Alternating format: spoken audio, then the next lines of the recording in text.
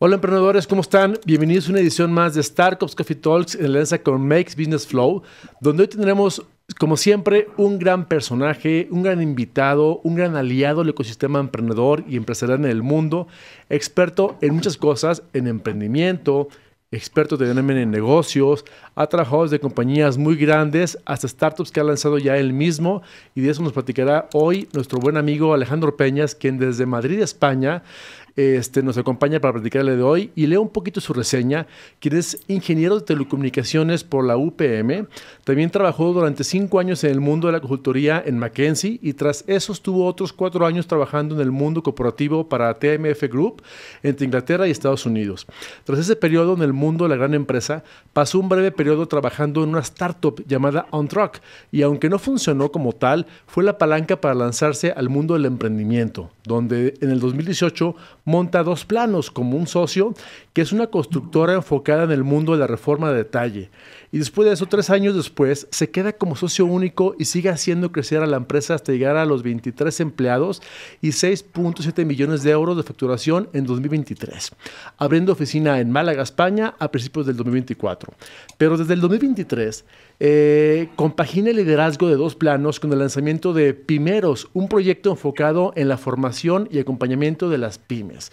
Así como lo escuchan y como lo ven, este es Alejandro Peñas, que nos acompaña el día de hoy. Y antes de hablar de esto, doy la bienvenida también a nuestra amiga Karina Razic y Augusto Nechini, que nos acompañan. Hola, ¿cómo están, chicos? Un placer estar acá de nuevo y sobre todo con Alejandro, así que muchas gracias, Alejandro, por participar. Pues compañeros, comenzamos.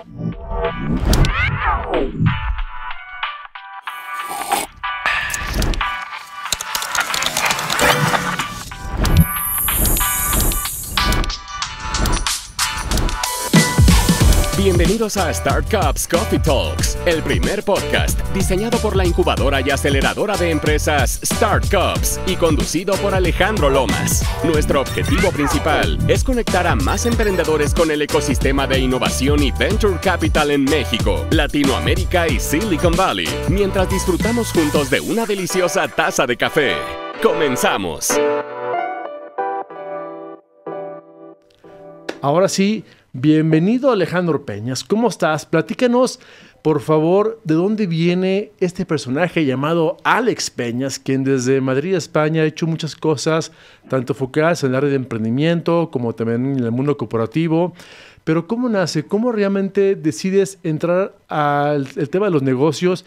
Y sé que estuviste mucho tiempo trabajando para una compañía de las Big Five llamada McKinsey, donde me gustaría que me platicaras un poco de dónde vienes y sobre todo hacia dónde vas. Así que Alex, bienvenido a este programa de Startups Coffee Talks. Muchas gracias, Alejandro. Pregunta muy amplia. Mira, te cuento por qué empecé o cómo empecé en el mundo de los negocios. Porque yo estudié telecomunicaciones.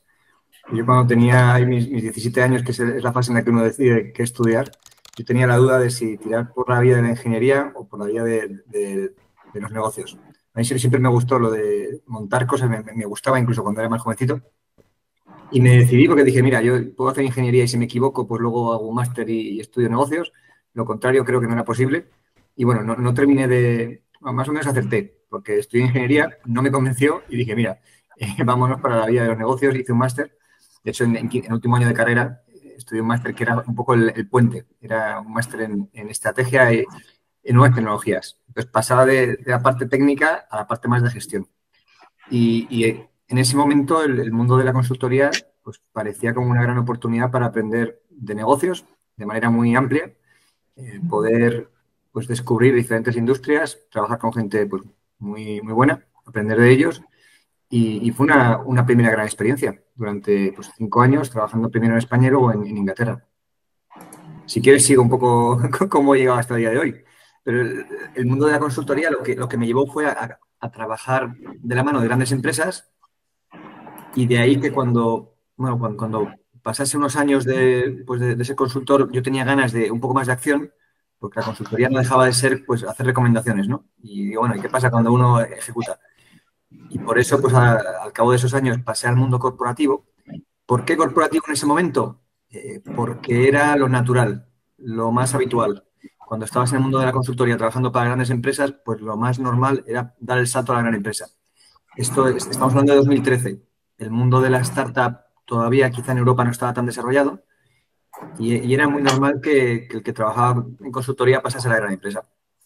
Y la verdad que me lo pasé bien. Estuve trabajando entre Inglaterra y luego Estados Unidos 4 años y medio, pues trabajando en una gran empresa con 9.000 empleados y tuve la fortuna de trabajar cerca del equipo de gestión y de poder tener acceso a posiciones de cierto liderazgo, aunque yo era jovencito por aquel entonces. Pero llegué pues en Miami, yo era responsable de la zona de Centroamérica y Caribe. De hecho, viajaba mucho a México.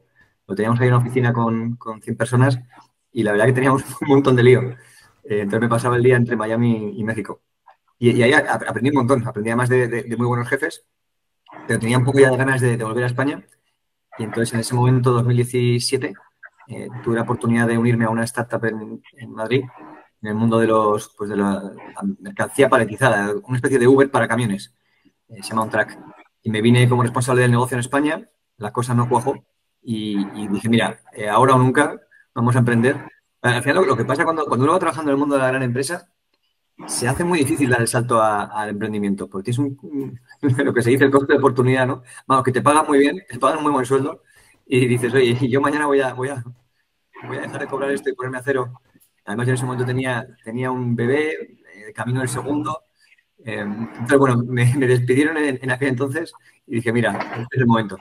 Y ahí fue cuando lancé mi primera empresa, en el 18, Dos Planos, la constructora.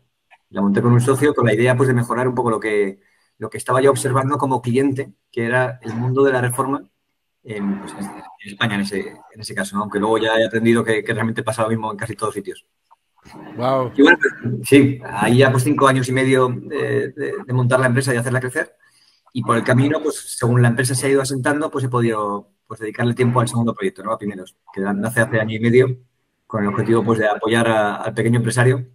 Que el mundo de la pyme creo que se habla poco de él y se le presta poca atención y se le da poco cariño.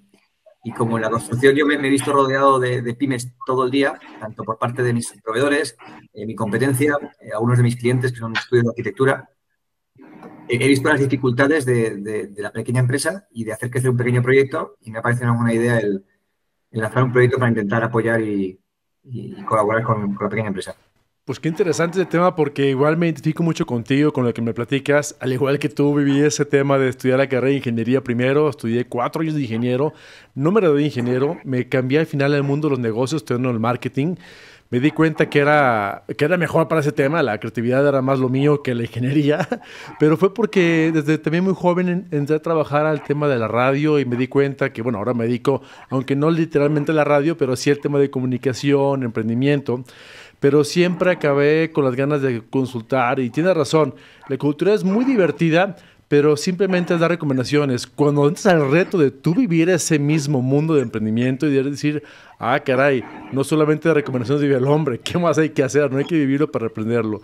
Padrísimo esto que me cuentas. Y aquí me gustaría entrar contigo en contexto.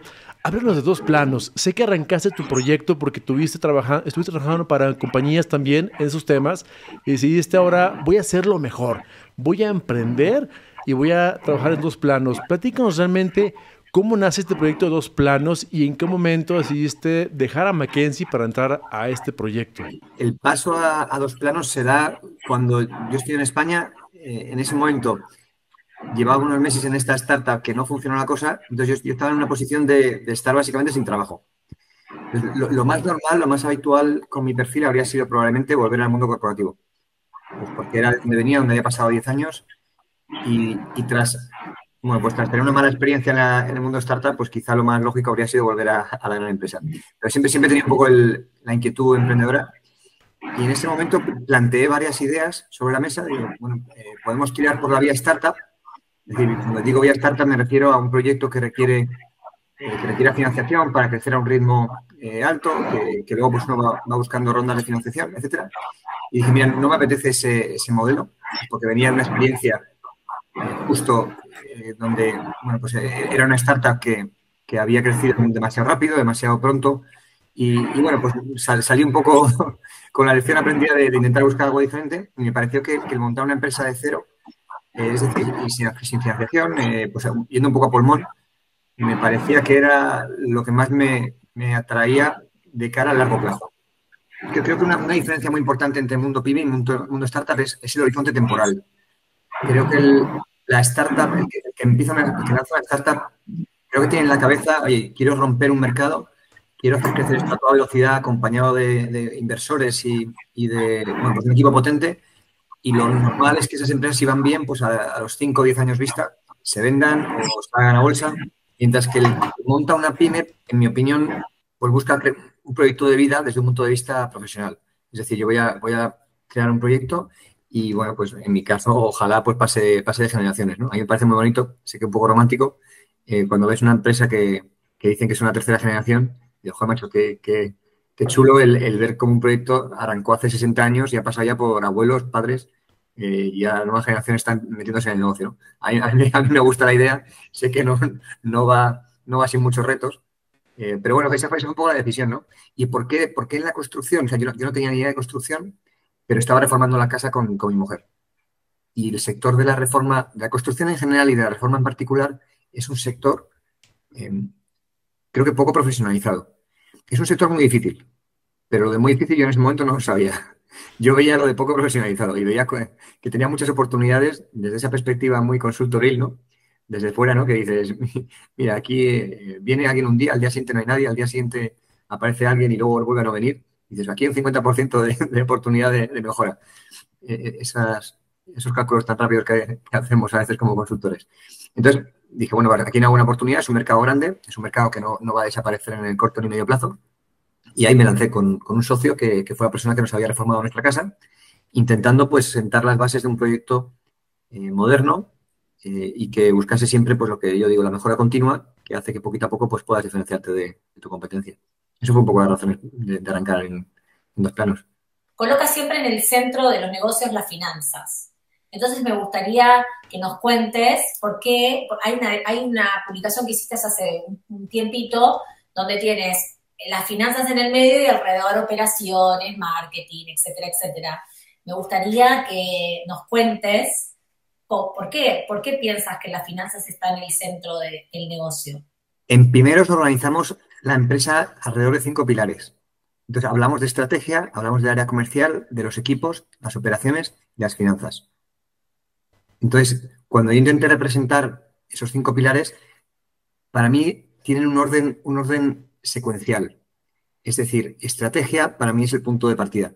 Pues sin estrategia, pues no sabes ni lo que haces, ¿no? Ni por qué, ni cómo te diferencias. Después de la estrategia, creo que el siguiente paso, para mí, desde un punto de vista lógico, es el comercial. Si no vendes 1 euro, pues ya está, cierra. Y bueno, vendes 1 euro. ¿Qué es lo siguiente? Pues vendes un poquito más, pues tienes que contratar equipo. Muy bien, ya tienes estrategia, comercial, equipo, y conforme va creciendo el equipo, pues tienes que sentar las bases de una operación sólida. Operaciones. ¿Y las finanzas?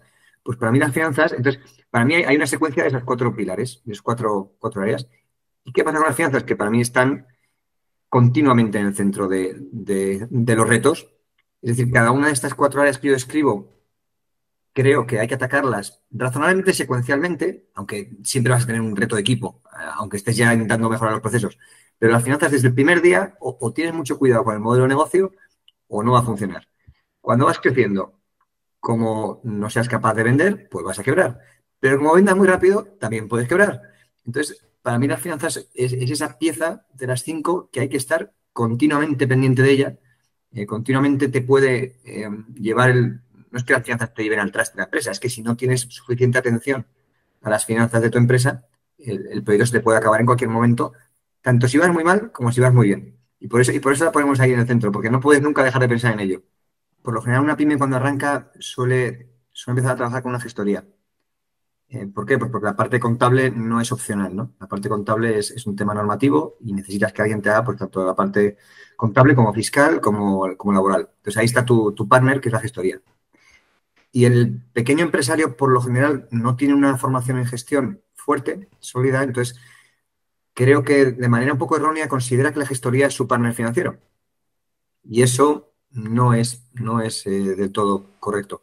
La gestoría te puede ayudar a presentar, pues a hacer las cuentas contables, a presentar los impuestos, a pagar las nóminas, pero no es aquella persona que te va pues, necesariamente a ayudar a pues, preparar un presupuesto, a entender que vas a tener retos en tu caja de aquí a 3 o 6 meses. Entonces, creo que existe una falta muy fuerte de apoyo a la pequeña empresa desde el origen. Yo que falta apoyo es el empresario el que no lo busca. No lo busca porque no es consciente de la importancia que tienen las finanzas para su negocio. Cosas como realmente entender desde un punto de vista pues, conceptual y luego práctico la diferencia entre una cuenta de resultados y un flujo de caja, que puede sonar muy obvio para algunos, pero muchísimo empresario pequeño no termina de entender por qué voy creciendo, por qué me va muy bien, por qué soy muy rentable y no tengo dinero en la cuenta. Ese es un reto tremendamente habitual. O preparar un presupuesto para el próximo año y ver pues dónde tengo que invertir, si quiero crecer, pues tendré que invertir en algún sitio, ¿no? Son el tipo o vamos a analizar mi margen bruto, cómo evoluciona, ¿no? Porque el margen bruto al final es lo que me permite a mí contratar personas en oficina, es lo que me va a permitir el día de mañana moverme a una oficina más grande. Estos son conceptos que yo en el mundo de la empresa grande pues están totalmente superados. Quiero decir, tienes departamentos financieros dentro de la empresa grande con equipos, pues desde el controller al financiero, al CFO. En la empresa pequeña no te paras a pensar cuando eres muy pequeño que voy a invertir 500 euros en una persona fuerte que me ayude a sentar las bases financieras. No es tu prioridad en ese momento, quizá erróneamente. Yo siempre animo a la pequeña empresa, desde que empiece a funcionar un poco su negocio, que busque ayuda financiera lo antes posible. Y cuanto menos preparado se sienta uno con el tema de los números, antes es importante que tenga ese apoyo, ¿no? Yo tengo un director financiero externo, porque la empresa no me dan los números para tener un director financiero a tiempo completo. Tampoco tendría sentido, probablemente con el tamaño de negocio que tengo, pero desde hace ya 3 años que trabajo con una persona externa que me dedica unos días a la semana y gracias a eso pues tengo una perspectiva externa senior, ¿no? De alguien con experiencia que me pueda ayudar a pensar en el negocio a medio y largo plazo. Conozco, lo sigo, intercambio con él, así que es muy, muy bueno. Y te das cuenta cómo piensa las finanzas, porque no necesariamente dedicarse al mundo de las finanzas fractional, como digo yo, a tiempo parcial, quiere decir que la persona sepa, ¿no? O sea, tiene que también tener conocimiento de lo que significa para una pyme las finanzas. Pero lo que me pasa a mí muchas veces, y lo hablo con Augusto mucho, y a veces con Ale, es que hoy hice una publicación en LinkedIn justamente de ese tema, es el panic attack de las finanzas. Hay muchos empresarios que no pueden lidiar con la planilla Excel, más allá que tú se la hagas perfecto. Yo he trabajado, he tenido socias y socios donde yo le hacía las planillas y no había forma que las leyeran. O sea, y a sentarlos y explicarles, bueno, ahora vamos a repasar la planilla Excel y vamos a entender cada uno de estos números. Y era dificilísimo, o sea, hay una especie de panic attack que les agarra cuando tienen que entender las finanzas. Empresas que están creciendo. En este momento yo estoy trabajando con varias empresas de España que no están facturando poquito, facturan bien, pero hoy, por ejemplo, me llamó una de las emprendedoras y me dijo, estoy teniendo como panic attack con lo que me estás enseñando, pero no porque tú lo enseñas mal o porque tú me exiges demasiado, sino porque a mí me cuesta ponerme, o sea, entender todo esto y trasladarlo para que el negocio crezca. Como que tienen como un momento de inflexión. No sé si te pasa, lo escuchas, lo ves. Nosotros lo hemos seguido en el trabajo que hacemos. Sí, sí se ve. Hay un porcentaje de la población que no es muy de números y no pasa nada. Quiero decir, igual que yo no soy de arte, de elementos artísticos, yo soy un negado para pintar, para cantar, para todo lo que tenga que ver con elementos artísticos, soy un auténtico negado. ¿Y qué voy a hacer? Pues yo creo que el tema numérico hay personas que no les atrae, no se les da bien y claro, le pones un Excel con una cuenta de resultados con 40 líneas y no debe ser obvio. Sí que lo veo y claro, eso es un riesgo enorme. Entonces, esa persona tiene que tener como mano derecha de su negocio a alguien que sí que tenga las finanzas como una de sus responsabilidades, porque si no, lo contrario es terrorífico. Yo escuchaba casos esta misma semana hablando con una persona más o menos cercana de alguien que había comprado un activo con deuda a corto plazo, con lo cual estaba comiendo básicamente tenía que devolver la deuda, no podía porque pues no tenía, bueno, pues eso es simplemente una muy mala gestión financiera de no haber tenido deuda a largo plazo con un activo que incorporaba a largo plazo, ¿no? Son cosas muy básicas que te pueden tirar por tierra el negocio. Sobre todo negocios que encima crecen más o menos rápido, pues yo qué sé, conocí un caso similar hace poco con una persona que iba abriendo clínicas de belleza. Muchísimo cuidado con ese tipo de crecimientos, ¿no? Que requiere una inversión fuerte inicial, que luego se retrasan las aperturas por 1000 razones, entonces no entra los ingresos no entran cuando tú esperabas, pues es que 3 meses te puede romper tu Excel, ¿no? Y los Excel ya sabemos cómo son, que son muy bonitos, pero no funcionan, nunca son reales, nunca. Da igual el Excel que hagas, y yo he hecho un montón. Yo ya me he dado cuenta que soy incapaz, y además siendo consciente de lo peligroso que es el Excel, lo sigo haciendo muy mal. Sobre todo cuando son ideas nuevas. Es tremendo cuando tienes una idea nueva en tu cabeza y intentas proyectar en no, voy a ser conservador. Una leche conservador. O sea, las ventas empiezan siempre mucho más tarde de lo que esperas, te guste o no te guste, los costes los tienes ahí desde el día 1 porque los necesitas para intentar conseguir los ingresos que no consigues. Entonces, es un ejercicio muy difícil incluso para aquellos que nos razonablemente gusta, ¿no? No te cuento ya para aquel que no disfruta con ello y que le da un poco de pavor. Eso, Alex, es muy interesante porque como consultor en negocios o mentor de emprendimiento me ha tocado trabajar con ambos caminos, con startups, emprendedores o con empresarios que ya tienen tiempo en el trabajo con sus pymes y quieren acelerarse. Pero sí he notado dos cosas diferentes. Hablando de finanzas, por ejemplo, cuando hacemos las corridas financieras en una pyme, pues es más seguro porque ves históricos, proyectas las ventas, los costos, los gastos y más o menos te va cuadrando con los KPIs que pones. Y ahí va, por lo menos analizamos. Cuando es una startup que arranca, que es un factor de innovación que no existe en el mercado y proyectas esas finanzas a largo plazo, nunca te cuajan. La realidad es que nunca cuadran porque esa curva de aprendizaje que está al inicio, que muchas veces se le llama la curva de la muerte o el valle de la muerte, en donde muchas cosas pasan, el emprendedor no visualiza que en realidad el mercado ni siquiera los conoce. No porque no haya hecho marca, sino porque la propuesta de valor no se ha comunicado o el mercado está demasiado nuevo que no adopta ese producto tan rápido. Pero aquí hablando del tema de emprendedor, empresario, veo dos cosas muy interesantes. Una es la adaptabilidad. La ventaja que veo a los startups o emprendedores es que se adaptan rápidamente a que hay que apretarse el cinturón. Durante muchos tiempos no van a comer, no van a ganar utilidades, eso lo sabe muy bien. Y bueno, tienen más aguante en el trabajo sacarlo. Cuando veo emprendedores que vienen del mundo corporativo, como es tu caso, que no veo que haya sido así contigo, pero lo he visto con otras personas, están tan acostumbrados a un buen sueldo, a una buena vida, a viajar, a hacer presupuestos grandes, a decir, vamos a vender tanto y venden tanto. Y cuando pasan al mundo de emprendimiento, ese mundo se derrumba rapidísimo, ¿no? Realidad es que cuando dices, caray, si es muy diferente trabajar para una compañía establecida durante muchos años a emprender este proyecto que con esta ideología no funciona tan rápidamente. En tu caso, ¿te costó trabajo hacer ese cambio de mindset, de decir, de estar en el mundo corporativo, vamos a llamarle más confortable, a la parte no tan confortable de ser emprendedor startup? ¿Te pasó ese intercambio? Yo creo que es inevitable, ¿no? El shock de la gran empresa. La, la- lo fastidioso es que cuando empiezas tu carrera en una gran empresa y trabajas por ahí unos años, no eres consciente de lo que tienes. No eres consciente. Entonces luego dejas la gran empresa, empiezas tú una empresa y dices, me cago en la mar, qué bonito era tener el pago de la nómina al final de mes. Aquello era maravilloso. Ahora sí, los primeros años, si consigues que haya algo al final de mes en la caja, ya es una... Entonces, yo creo que, a ver, pasan varias cosas ahí. Por un lado, por lo general, la persona que viene del mundo corporativo y que está acomodada tiene también, yo creo que una mayor edad, ¿no? Entonces, ya se ha acomodado y cuando te acomodas, volver para atrás, perder lo que ya tienes, eso es muy complicado.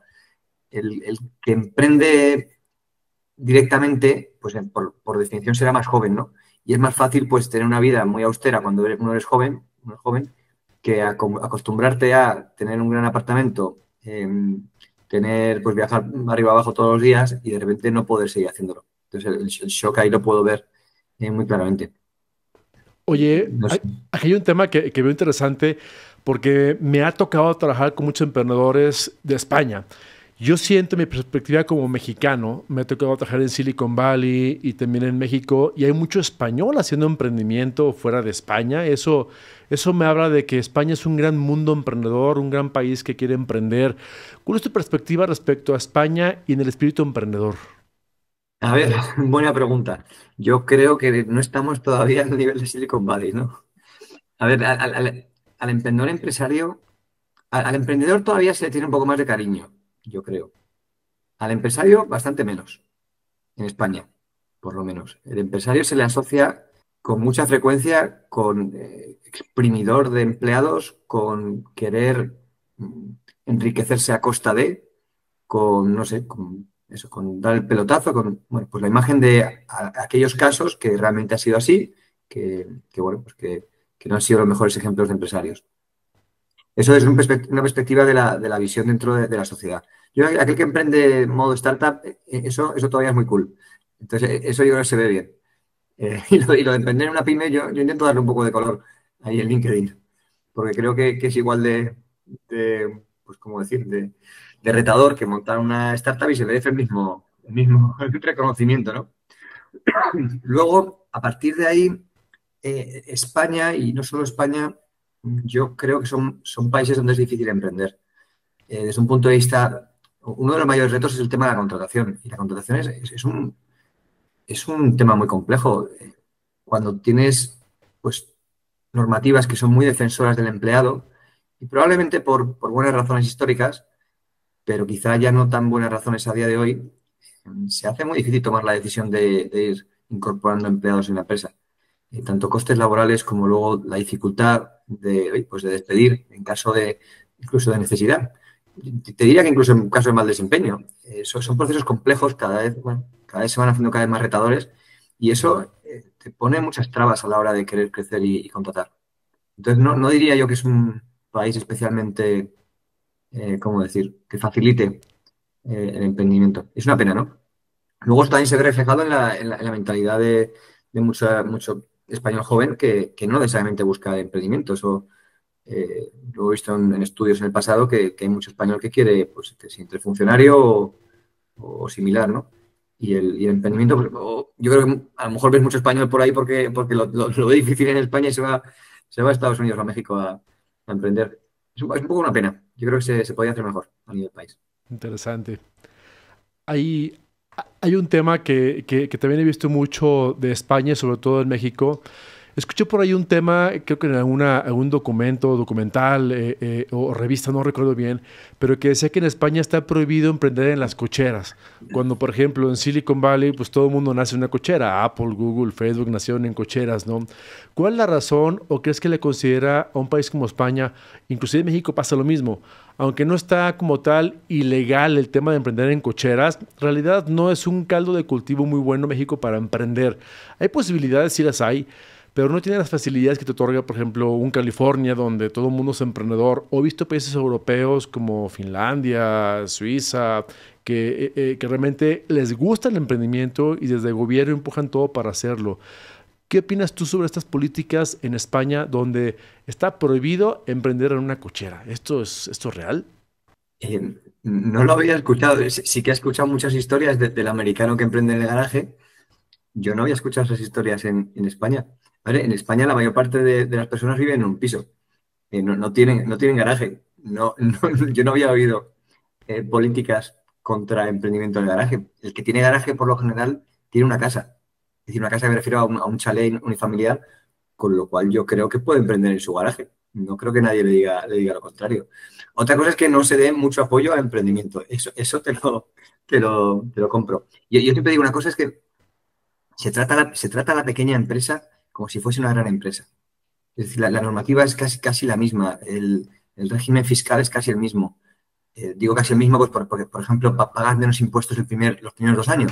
Los 2 primeros años prácticamente no das beneficio. Entonces, bueno, pues ahí tienes una pequeña ventaja. Pero conforme vas creciendo un poquito, yo tengo la situación yo mismo de crecer y de encontrarme que estoy pagando muchos más impuestos del dinero que yo me estoy llevando a mi bolsillo, literal, porque no tengo dinero en la cuenta del banco para hacer las dos cosas.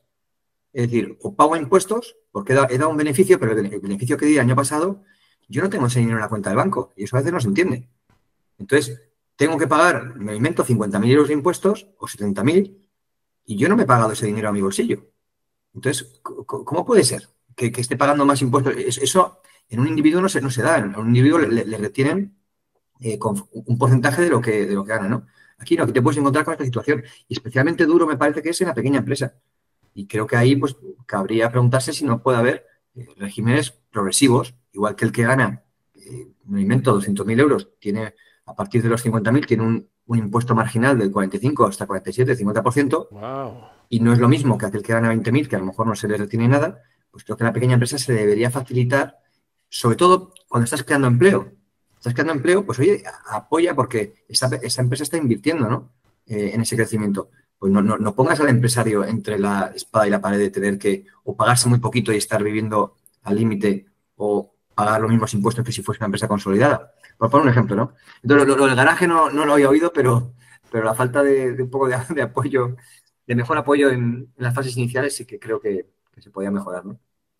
Te quería comentar, acá en Francia últimamente están implementando políticas especiales y ahí venimos con la pregunta, ¿qué diferencias hay en España para la startup y para el emprendimiento pyme cuando ya está un poco más avanzado? Porque estando yo incorporada en el ecosistema, lo que veo que hay un montón de gente que no quiere incorporarse como sociedad anónima o sociedad de responsabilidad limitada o los tipos de sociedades que haya en España, porque le cuesta carísimo tener una empresa, entonces son autónomos.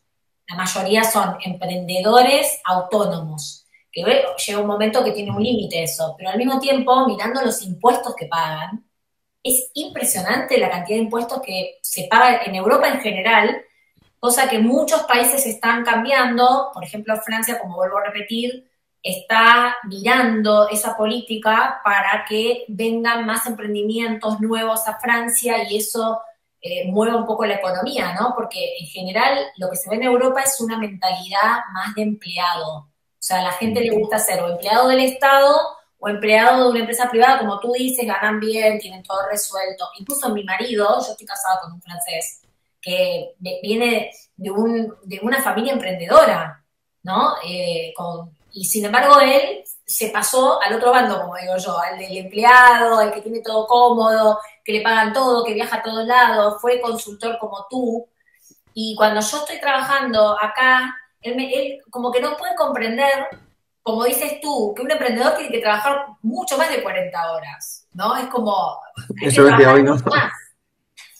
Entonces, yo veo que eso todavía en Europa es como que se olvidó eso. Yo me acuerdo mis abuelos que vinieron de España a Argentina, tanto mis abuelos croatas como mis abuelos españoles, trabajaban, pero de una manera que yo nunca vi una persona trabajar tanto. Y eso es la cultura que se olvidó en Europa, que hoy hay que recuperar, ¿no? Y para eso hay que facilitarle, como tú dices, ¿por qué tanto impuesto? Si me bajan los impuestos, voy a tener más plata en el banco, como dices tú, y voy a poder hacer más cosas dentro de la empresa y voy a poder crecer más. No sé qué piensas tú de esa visión, que yo también la veo acá en Francia, ¿no? Bueno, el tema impositivo en Europa es terrible en muchos países de Europa y creo que tiene un impacto muy fuerte en la tasa de emprendimiento y en la creación de riqueza a nivel continente. Y bueno, pues así yo creo que en los próximos años vamos a seguir quedándonos atrás, tanto con respecto a Estados Unidos como con respecto a China, y nos vamos a ir quedando cada vez más atrás, porque cada vez hay más normativa a nivel europeo, cada vez estás más encorsetado a la hora de trabajar y de poder crear empresas y hacerlas crecer. Todo es normativa, y eso al final tiene un coste muy fuerte para la empresa. Cumplir esa normativa no es obvio. Yo conozco empresas de sectores varios que me dicen, es que para la pequeña empresa no pueden empezar a trabajar porque necesita cumplir tal nivel de normativa que en el tema de alimentación, conozco empresas que me dicen, mira, en mi sector se está consolidando todas las empresas porque no pueden las empresas pequeñitas sobrevivir. Eso es un ejemplo. Entonces, yo creo que o hay un cambio de chip y rápido o vamos a tener un problema a medio plazo. No a corto, pero a medio yo creo que sí. Comentabas ahí el tema de la sociedad. Yo creo que, bueno, en España como referencia hay 3 millones de empresas, prácticamente, 2.900.000. La mitad son autónomos. hay 1.500.000 que son autónomos. Bueno, yo creo que es una fase. Hay quien quiere ser autónomo y quedarse en ese punto. Hay quien para él es una fase hacia construir un proyecto empresarial. Es una fase muy complicada, ¿no? Porque en esa fase el autónomo, pues por lo general está haciendo 27 cosas a la vez. Entonces es muy complicado hacer 27 cosas bien, ¿no? Uno por lo general hace una o dos cosas bien. Cuando tienes que hacer, pues desde la parte comercial, la parte operativa, la parte financiera, es muy complicado, ¿no? Entonces no es obvio que puedan ir avanzando hacia consolidar proyectos más fuertes. Sí conozco muchos casos de autónomos que van creciendo y que siguen siendo autónomos porque a veces no terminan de entender bien las ventajas de tener una sociedad, incluso desde un punto de vista de riesgos. Entonces, fiscalmente no cambia mucho la cosa. Entre ser autónomo y ser sociedad no cambian. Los impuestos que uno paga no cambian realmente. En realidad, cuando uno va a construir una sociedad, tiene más flexibilidad para pagarse, no pagarse. Incluso si sigue creciendo, pues puede montar una estructura societaria que le permita realizar inversiones de manera eficiente fiscalmente. Entonces, el tema de la sociedad, cuando uno empieza a crecer, es una buena idea. Los costes de mantenimiento de la sociedad tampoco son grandes. Y no es un tema impositivo, es un tema de mantenimiento, de crear la sociedad, que bueno, que es una cosa de una vez, ¿no? Y tampoco es un tema costoso. Y luego el mantenimiento, que sí que es verdad que hay que mantenerla y que te puede costar a lo mejor 1.000 euros al año. Pero yo creo que ahí sí que animo a aquel emprendedor autónomo que va creciendo y que tiene ya puesto en empleados a que piense o que revise si montar una sociedad o no. Y conozco casos de personas que la gestoría le dice, no, sigue como autónomo que es más eficiente. De nuevo, la gestoría hay que tener mucho cuidado con el tipo de consejo que uno recibe de una gestoría. La gestoría puede ser muy buena contablemente, no necesariamente legalmente. Y muchas veces, porque tiene un trato cercano con el emprendedor empresario, se animan a dar una serie de opiniones. En muchas ocasiones no están preparados para esas opiniones. Tuvimos una charla hace no mucho, hace un mes, donde vinieron unos abogados y precisamente una autónoma que tenía 4 empleados, ya facturaba dinero, le decía, no sé si hacer una sociedad o no. Me han dicho en la gestoría que no. Y el abogado le dijo, mira, yo soy muy cauto a la hora de dar opiniones, pero en tu situación no tengo ningún tipo de duda. Crear una sociedad porque te proteges desde un punto de vista legal y además no vas a pagar más impuestos, te va a costar 1.000 euros al año mantenerla y cuando crezcas te va a permitir hacer, pues bueno, un uso mucho más eficiente, incluso fiscal, ¿no? Entonces, ahí se cruzan muchas cosas, ¿no? En cualquier caso, volviendo al tema general, creo que necesitamos, yo creo, ser capaces de reducir impuestos para que ese dinero se pueda reinvertir en la economía. Al final lo que nos encontramos es con una tasa de impuestos muy fuerte, sobre todo desde el punto de vista de contratación. Es que con frecuencia uno dice, y aquí hay otro reto, ¿no? Que el empleado ni siquiera termina de ver del todo lo que uno está pagando en impuestos por él. No, yo tengo mi IRPF, es decir, los impuestos que yo pago por mi nómina. Sí, tú ves la parte o ves todos los días lo que tú pagas cuando haces tu declaración de la renta. No necesariamente estás viendo todo lo que la empresa paga adicionalmente por ti. A uno es consciente, pero la mayor parte yo creo que no lo son. Y muchas veces te encuentras con un ratio casi de 1 a 1,7. Entonces, ¿por qué no se pueden pagar mejores sueldos en España? Que es una de las quejas más habituales. Pues en parte porque es que cuesta mucho más que el sueldo que aparece en el contrato, ¿no? Entonces, estamos en una dinámica un poco, yo creo, peligrosa y que no facilita en nada el desarrollo de nuevas empresas, la contratación y al final, pues el crecimiento de la economía. Acabo de ver un gráfico de el ingreso, el Producto Bruto Interno por habitante de Estados Unidos versus el de Europa, despegando como un avión, un Boeing 747, y Europa aplanándose. Y esto tiene que ver con los impuestos. Y tiene que ver con la gran estructura estatal que tiene Europa en general, porque casi todos los países tienen que mantener escuelas, hospitales, todos los sanitarios. O sea, es un cambio cultural de mindset muy importante que necesita Europa, que no sé si lo va a poder lograr. Es muy difícil competir contra Estados Unidos, que casi todo, te diría que el 99,9% es privado. Creo que el correo solamente no es privado. Entonces, bueno, nada, para agregar última frase a eso, es realmente duro crear más trabajo en Europa y aumentar los sueldos, como tú acabas de decir, cuando el componente más grande es la parte impositiva. Eso pasó durante mucho tiempo en Argentina también. Ahora vamos camino a bajar los impuestos. Yo creo que eso va a hacer una explosión de trabajo, una explosión de producción, porque lo que nosotros necesitamos mundialmente, no lo estoy diciendo solamente por Europa o Latinoamérica, es que el Producto Bruto Interno por persona crezca, porque si no, la gente cada vez gana menos, cada vez come peor, o sea, todo es una cadena que, bueno, sobre todo en Latinoamérica que estamos viendo eso, ¿no? Es habitual escuchar ciertas políticas que dicen que estos impuestos son necesarios para tener esta protección al ciudadano débil, ¿no? Y creo que eso no es necesariamente así. Es decir, creo que con impuestos más bajos se puede seguir protegiendo al ciudadano débil que lo necesita. Y esa es la clave, ¿no? Porque, bueno, cada uno tiene su opinión. Yo no creo que sea necesariamente positivo que en un país desarrollado, pues prácticamente no puedas ir a un hospital. No lo veo correcto. Pero eso no quiere decir que en un país desarrollado tú puedas prácticamente no trabajar y cobrar y que no pase nada. Y esta situación se da de manera tremendamente habitual en un país como España, que hay 20.000 razones por las que no puede cobrar dinero pudiendo perfectamente trabajar. ¿Cómo puede ser que haya un paro como el que tenemos en España, de los más altos de la Unión Europea, y yo conozca decenas y decenas de empresarios que no encuentran trabajadores? Yo mismo. ¿Cómo puede ser? ¿Cómo puede ser que la gente se queje porque no encuentra trabajo y yo no tenga trabajadores en la construcción? Es que estamos en una sociedad infantilizada. Tú necesitas trabajo, vete a trabajar en una carpintería, que es donde hace falta mano de obra. No, no, aquí cada uno encuentra su recoveco, su esquina para poder no necesariamente trabajar. Hay 1.000 razones por las que tú tienes empleados y de repente no los tienes. Yo compartía el caso, las bajas de paternidad, maternidad. En Europa se pueden ir al año. En España son ahora de 6 semanas, de 4 meses. Y yo he sido padre 3 veces.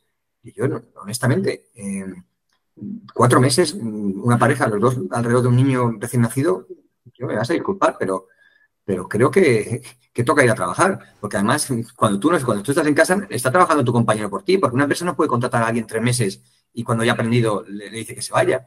Es que hay 1.000 situaciones que son absurdas. La paternidad es ahora, tú puedes coger 2 semanas hoy, 2 semanas el mes que viene, 2 semanas a la otra.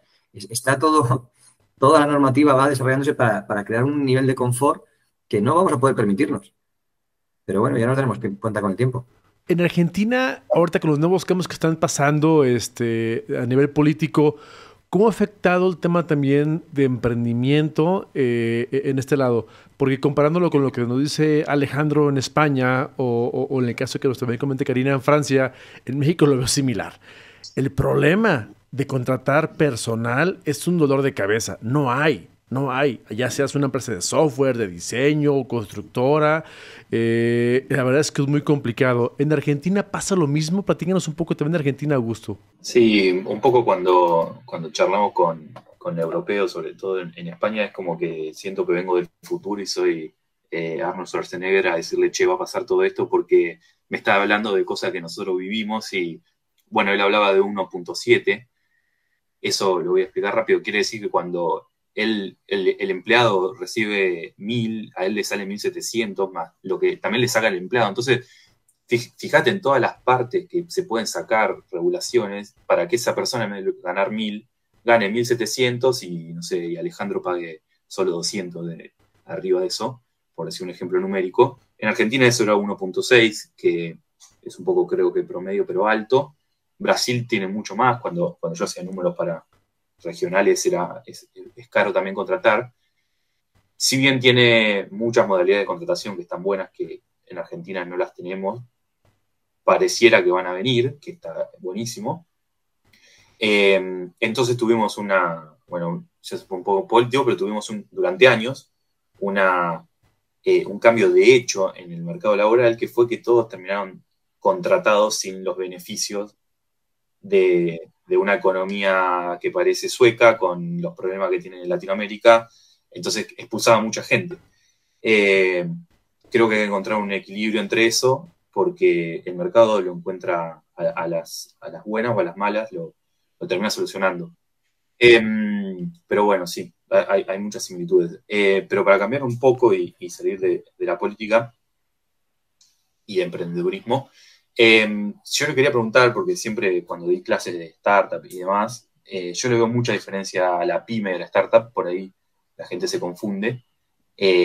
Nada, quería ver cómo lo veía Alejandro, si hay también un cambio de mindset, si los dos emprendedores son parecidos, si uno solo quiere ir más rápido y el otro, no sé, está en un modelo tradicional, ¿cómo lo ve? A ver, uno quiere cambiar el mundo, el otro no, ¿no? A ver, en el mundo de startup, o sea, son dos mundos totalmente distintos. Hablaba antes del horizonte temporal, ¿no? Sí creo que, por lo general, el que monta una startup, suele haber también yo creo una diferencia probablemente en edad de emprendimiento, creo. Es muy habitual el emprendedor de startup muy joven. Creo que hay una ambición quizá también ligado al tema de la edad, menos realista, quiero decir, más ambiciosa, digamos, ¿no? Que quiere cambiar el mundo. El que monta una pyme, no, por lo general no quiere cambiar el mundo, aunque luego las mayores empresas en España, por ejemplo, fueron pymes. Es decir, tú coges el IBEX, no me refiero a Estados Unidos, que ahí sí que es verdad que es un modelo donde las mayores empresas son tecnológicas. En España y en muchos otros países no es así. Y tienes en las empresas más grandes de España, de Francia, etcétera, pues tienes a constructoras, tienes a empresas del sector automovilístico, tienes a empresas, pues Inditex en España. Son empresas que nacieron, Mercadona, por ejemplo, o una cadena de supermercados, son empresas que nacieron como una pyme, ¿no? No nacieron con el espíritu de cambiar el mundo, pero, oye, tuvieron ahí un emprendedor con mucha fuerza que dio con la tecla en su espacio y fíjate dónde llegaron, ¿no? Luego el modelo es tremendamente distinto, ¿no? Porque, bueno, en uno básicamente, pues, te peleas por conseguir unos fondos y con esos fondos, pues, tienes que ir todo lo rápido posible. Claro, ahí, por ejemplo, volvemos al tema que hablábamos antes. Esos Excels que son tan poco realistas de la startup, también pasa una cosa, y es que si no haces ese Excel que te muestra que en 4 años tienes 10 millones de facturación, no te invierte nadie. Entonces necesitas ese Excel para conseguir la inversión. Y luego estás en un bucle muy, muy complicado, ¿no? Porque ahora tienes que, en un entorno tremendamente incierto, tienes que poder entregar unos resultados que sean realmente ambiciosos, por decir poco, ¿no? Entonces entras en un circuito tremendamente retador de tener que correr, demostrar rápidamente que eso funciona para crecer, para poder levantar dinero en la siguiente ronda y eso hacerlo 4 o 5 veces, ¿no? Si has dado con la tecla del mercado, si has dado con la tecla del producto y ahí hay market fit, pues podrá volar la cosa. El 90% pues no vuela y pues por lo general pues acaba medio estrellado, si no estrellado del todo. La pyme, pues yo creo que es un entorno mucho menos arriesgado, donde no pretendes demostrar que vas a resolver un problema que no esté ya resuelto.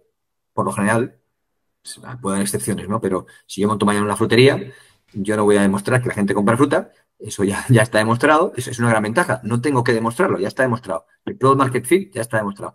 ¿Y qué puedo hacer? Sí que puedo intentar mejorarlo. Si puedo traer algo de otro sector para combinarlo con esto y puedo llegar más lejos. Puedo decir que voy a montar una cadena de frutería. Bueno, pues oye, a lo mejor te va realmente bien y luego, 30 años después, has montado una gran cadena de frutería, ¿no? Pero por lo general son proyectos a más largo plazo. Yo, eso, por menos quizá ambiciosos, por lo menos desde un origen, aunque luego pueden llegar realmente lejos. Financieramente, pues suelen ir mucho más a pulmón, apoyados por deuda bancaria, ¿no? Mucho más habitual que se diluyan. Pero también es un mercado, es una compañía que luego no es líquida, ¿no? Entonces, pues tampoco tiene sentido que meta un inversor, más allá de que esté su primo y su amiguete por ahí, pero no sueles ir a buscar, tampoco hay una valoración de esas empresas. Entonces, bueno, yo son dos modelos tremendamente distintos. Yo soy muy, empujo mucho aquel que es emprendedor o quiere serlo, se plantee el modelo PYME, con sus ventajas y desventajas. Pero cuando uno mira un horizonte temporal de 20 o 30 años vista, si quieres tener una empresa dentro de 30 años, pues oye, una pyme es un modelo fantástico. ¿Va a ser más despacio al principio? Sin duda, sin ninguna duda. Pero dentro de 20 o 30 años la empresa va a ser tuya. Eso no suele pasar con el modelo startup. No quiere decir, oye, si te ha ido bien, pues tendrás muchos millones de euros en el banco, ¿no? Eso tampoco está del todo mal. Pero bueno, si tú montas una empresa y consigues, eres ambicioso y quieres hacer crecer continuamente, yo te auguro un gran futuro porque no es lo habitual. La pyme media, pues oye, pues está en el mercado, pero no suelen tener una ambición de hacer un por 10 a 10 años vista. No suele ser. Si tú tienes esa ambición y vas creciendo, reinvirtiendo continuamente, puedes llegar realmente muy lejos. Será además luego la circunstancia que puedes por el camino ir comprando otras empresas, porque bueno, pues las generaciones anteriores se van jubilando, muchas veces los hijos no están por la labor. Entonces, yo es una historia a 20, 30 años vista, que eso no está muy de moda, creo que puede ser muy bonita para cualquiera que quiera emprender. Sí, sin duda estamos en la época de queremos startupizar todo, ¿no? Queremos que todo sea exponencial, las 10X, levantar capital con rondas cada año. La realidad es que hay una gran oportunidad todavía para las pymes, como tú lo comentas, aquí es donde nace Pimero, que ahorita me gustaría que nos diera realmente cuál es la reflexión que has aprendido con Pimero, porque yo sí creo que la innovación no tiene que ser siempre disruptiva, también es una innovación gradual en donde, oye, si él lo hace bien, ¿yo cómo lo puedo hacer mejor? Sin llegar a ser una disrupción completa y no romper mercados. Entonces, siempre hay una oportunidad para una pyme que pueda mejorar las cosas de cómo están actualmente. Aquí, Alex, ¿cómo te ha funcionado el tema de compartir experiencias de mejores prácticas con Pimero hacia todas las compañías que te piden apoyo? Primero, al final arranca porque yo encontraba como pyme, como empresa bueno, que yo considero los planos una pyme, no encontraba de manera sencilla formación y acompañamiento enfocado en la pyme. Es decir, cuando uno monta una startup es bastante sencillo, yo creo, hay un ecosistema, ¿no?, alrededor de la startup que te puede acompañar, ¿no?, si es lo que buscas. El entorno pyme no es tan así, ¿no? Y yo encontraba una falta importante de formativa en temas de gestión adaptado a la pequeña empresa. Pongo un ejemplo muy tonto. ¿Quién te puede enseñar a reclutar? Porque cuando tú eres una multinacional, reclutar es una cosa. Cuando tú tienes 5 empleados, ninguna marca, no eres absolutamente nadie, es otra cosa. ¿Dónde se habla del reclutamiento para una pyme? Pues yo no he visto mucha gente hablando de estos temas. Entonces, primero se intenta, pues, atacar ese espacio, buscar pymes que tengan ambición por crecer, que las hay, y que sus fundadores tengan ciertas, pues, como decir, carencias en lo que es la gestión. Que es lo lógico y normal. El que es muy bueno haciendo mesas de madera, pues por lo general no sabe mucho de gestión porque ha dedicado su tiempo a aprender carpintería. Igual que sabe de gestión de empresas, no sabe hacer mesas de madera. Suele suceder ambas cosas, ¿no? Entonces, buscamos esas empresas de tamaño pequeño, pues trabajamos con empresas de entre 5 y 30 empleados, por lo general, con ambición de crecer, con cierta, bueno, pues potencial de aprender herramientas de gestión de la gran empresa aplicadas o adaptadas a la pequeña. Hablar, por ejemplo, de un organigrama o de una estructura organizativa es un concepto tremendamente trivial en la gran empresa. No solo eso, sino que tienes departamentos de recursos humanos. En la pequeña empresa, cuando tú tienes 10, 15, 20 empleados, tú no tienes una persona de recursos humanos. No la puedes pagar prácticamente nunca. Y no digo que sea la función de esa persona de recursos humanos diseñar una estructura organizativa, pero es que el fundador tampoco sabe lo que es un diseño de una estructura organizativa. Entonces, dar esas herramientas, enseñar lo que es, qué significa en tu empresa, cómo podrías diseñarlo, cómo puedes pensar en tu empresa a 3 años vista. Son ejemplos tontos, pero realmente necesario el poder compartir ese tipo de herramientas con la pequeña empresa. Y ahí es donde estamos nosotros con Pimeros. Es nuestro foco. Igual que eso hablo de los temas financieros que hablábamos antes. Cómo hacer un presupuesto, cómo pensar, cómo tener una mentalidad, pues, de reducción de costes, qué puedes hacer cada 3, 4 meses para ajustar tus costes, o cómo puedes pensar en qué momento debes conseguir financiación bancaria, cuándo no, por qué. Son preguntas que probablemente para vosotros pues sean muy básicas, pero para que tiene una pequeña empresa y no ha sido financiero, pues probablemente no sean tan... Antes de que Karina te haga la última pregunta, Alex, me gustaría pedirte recomendaciones. Nos están viendo en este programa tanto emprendedores, empresarios de México, de España, de Francia, de Argentina y de otros países como Chile, Perú, entre otros. Pero me gustaría que te están escuchando o viendo, danos una recomendación importante a aquel tanto emprendedor startup que está comenzando como aquel pyme que ocupa apoyo. ¿Qué es lo que le puedes decir como recomendación a que se enfoque a hacer en estos días? Al final, cuando tú no has emprendido o es tu primer emprendimiento, por lo general puedes aprender de 2 formas. O estrellándote una y otra vez, o puedes intentar buscar maneras de no estrellarte. Y una de las mejores maneras, yo creo, de evitar, cuando digo estrellarte me refiero básicamente a cometer errores y aprender a base de trompicones, ¿no? Una de las mejores maneras para evitar esos, o para reducir el número de errores, es encontrar a alguien que haya pasado por ahí hace 3, 4 años. No digo hace 20 porque ahí se la han podido ya olvidar cómo era esa situación, pero aquel que estaba como tú hace 3, 4 años, intenta buscar a alguien que te eche un cable, aquel que esté donde tú quieres estar en 4 o 5 años, acércate a él, intenta que te eche un cable, porque te puede evitar errores enormes. Yo lo veo a diario en Pimeros. Esto es lo del síndrome del impostor, ¿no? Que llega un momento que tú en tu cabeza tienes una serie de cosas en la cabeza que consideras tan obvias que no parece que tengan valor. Y yo cuando hablo con empresarios que están empezando o que llevan un par de años, digo cosas y de repente me dicen, joder, qué buena idea. Pues, la verdad no lo creo. Pero claro, no lo creo porque para mí ya me he dado 3 cabezazos contra ese problema, ya la tercera se me ha quedado bien grabado y ya no, para mí ya es obvio. Entonces, para intentar reducir, no eliminar, pero reducir el número de veces que nos equivocamos y que tener a alguien, eso, pues la palabra de mentor, ¿no? Mi mentor es importante para mí porque ha pasado por ahí.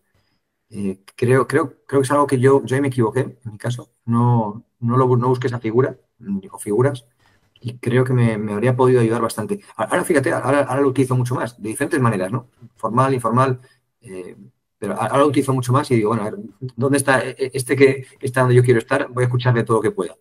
Y realmente yo creo que a veces cuando es uno muy pequeñito va con tantos problemas que no le da mucho la vida para sacar la cabeza debajo del agua, ¿no?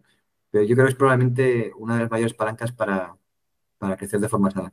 La realidad es que creo que, como siempre, nos ha agregado valor bastante en este podcast o este episodio de Startup Coffee Talks, donde ya no solamente hablamos tampoco de startups, también hablamos de pymes, de corporativos, ventajas, desventajas. Yo creo que ambos caminos tienen lo bueno que hacer. Sin embargo, pues no me queda nada más que agradecerte, Alex. Si tienes algo más que comentar, también coméntanos dónde te pueden contactar si alguien quiere hablar contigo directamente, conocer más sobre Epimeros, sobre Dos Planos, o simplemente saludarte o pedirte consejos como emprendedor empresario. ¿Dónde te pueden contactar, Alex? Es fácil encontrarme en LinkedIn, Alejandro Peñas. Ahí, como decía Karina, escribo ahora mismo con frecuencia de lunes a viernes, pero me pueden escribir mensajes directos. A veces puedo tardar un par de días en contestar, pero suelo contestar todos los mensajes. Si alguien quiere hacer algún tema de la construcción en Madrid o en Málaga, ahí está Dos Planos, dosplanos.com. Pero también me puede escribir vía LinkedIn si lo prefieren. Y el tema de Pimeros, si me atraiga Pimeros, pues Pimeros con Y, pimeros.com. Es nuestra página donde pueden ver los programas que tenemos y estamos continuamente buscando pymes que se quieran incorporar a nuestra comunidad, que es Pyme Club. Así que tienen múltiples maneras de encontrarnos. Pues Alex, muchas gracias por este tiempo que nos has regalado. Como siempre, estoy seguro que agregaste mucho valor a la comunidad que nos escucha o nos está viendo actualmente en Startup Coffee Talks. Y no me queda más que agradecerte tu tiempo, tu apoyo y tus ganas de compartir toda tu experiencia con este gran público que tenemos ahora en Startups y en Flow. Y bueno, pues amigos emprendedores, gracias por seguirnos en este programa de Startup Coffee Talks con apoyo de Make Business Flow. Gracias Karina, gracias Augusto, gracias Alejandro, muchas gracias Alejandro Peñas por esta gran entrevista que nos acabas de dar y sobre todo agregar valor a esta comunidad. Muchas gracias y nos vemos en la siguiente sesión. Que tengan excelente tarde. Gracias por acompañarnos en un episodio más de Start Cups Coffee Talks. Te esperamos en nuestro próximo capítulo. Regístrate gratis en nuestra plataforma online startcups.com, donde podrás incubar y acelerar tu startup con los mejores cursos de capacitación para emprendedores, mentorías en vivo y hasta desarrollar tu pitch deck para levantar capital en nuestra red de inversionistas. Start Cups. Innovation starts with a cup of coffee.